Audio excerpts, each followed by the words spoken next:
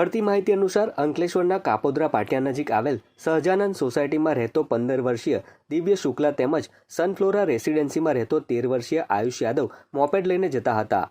તે દરમિયાન સાઈ દર્શનથી સાઈ શ્રદ્ધા સોસાયટી વચ્ચેના માર્ગ પર વીજળીના થાંભલા સાથે તેઓનું મોપેડ ટકરાતા 13 વર્ષીય આયુષ યાદવનું ગંભીર ઈજાના પગલે ઘટના સ્થળે જ કરુણ મોત નીપજ્યું હતું. જ્યારે 15 વર્ષીય દિવ્ય શુક્લાને પણ માથાના ભાગે ગંભીર ઈજા પહોંચતા અર્ધ બેભાન અવસ્થામાં તેને અંકલેશ્વરની જયાબેન મોદી હોસ્પિટલ ખાતે સારવાર અર્થે ખસેડવામાં આવ્યો હતો. તો બીજી તરફ પોલીસે અકસ્માતે એક કિશોરનું મોતનો ગુનો નોંધી આગળની કાર્યવાહી હાથ ધરી છે.